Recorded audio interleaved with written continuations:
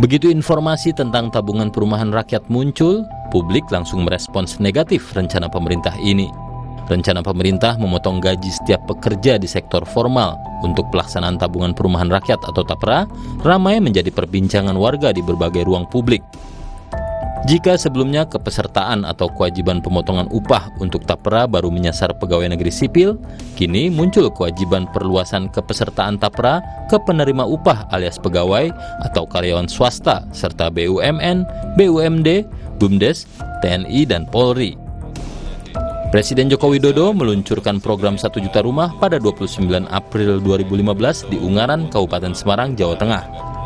Menjadi salah satu program strategis nasional, program ini dimaksudkan untuk mengatasi tantangan kesenjangan antara kebutuhan rumah dan pasokan rumah atau backlog di Indonesia. Pemerintah tentu mempunyai alasan untuk memberlakukan kebijakan ini. Niatnya baik di tengah kesulitan sejumlah orang dan generasi baru untuk mendapatkan rumah. Namun, respons publik berkebalikan. Mereka langsung menangkap dampak yang akan menimpa mereka, bukan keuntungan yang akan didapat. Masyarakat melihat pungutan yang bakal diberlakukan akan membebani mereka. Respons seperti ini wajar, karena mereka tidak sedikit yang sedang tertimpa masalah, seperti kenaikan harga kebutuhan pokok dan kesulitan mendapatkan pekerjaan.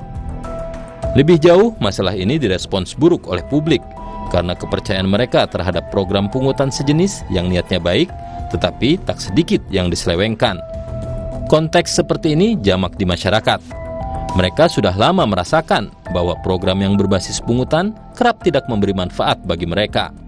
Oleh karena itu, sangat wajar program TAPRA tidak direspons dengan baik. Masyarakat terlanjur kecewa. Konteks lainnya yang perlu dipahami adalah perubahan generasi yang membutuhkan cara komunikasi yang lebih baik. Pemerintah mungkin berpikir sederhana, karena dasar hukum sudah ada, program ini dengan mudah diterima masyarakat. Akan tetapi, kenyataannya generasi Z yang sudah masuk dunia kerja dan merupakan populasi yang sedang bertumbuh memiliki cara komunikasi yang jauh berbeda.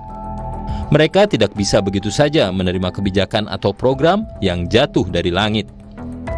Generasi Z yang terpapar berbagai masalah seperti pandemi COVID-19, masalah ekonomi, perubahan iklim, dan disrupsi digital merasa bahwa mereka adalah generasi yang tertimpa masalah.